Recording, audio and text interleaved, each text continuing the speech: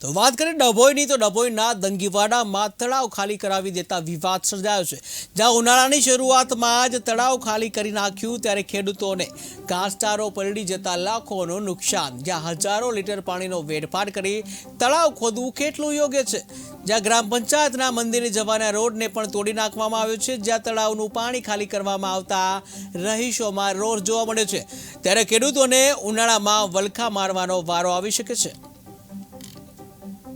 જ્યારે આ ગ્રામ પંચાયત તળાવમાં જે પારી તોડવામાં આવી છે તે કોઈ જાનહાનિ કર્યા વગર તોડવામાં આવી છે। જ્યારે તોડીને ત્યારે કોઈને ખબર નથી કે આ પારી અહીંયાથી તોડીશું ને અહીંથી પાણીનો નિકાલ કરીશું ને આ ઘાસચારો લગભગ 1200 ગોળી મારી પંડી જાય છે મૂંગા જાનવરની। એ વળતર કોણ આવશે? ગ્રામ પંચાયત કે રેલવેવાળા જે ત્યાં વળતર મળે એવી અપેક્ષા કરું છું। જ્યારે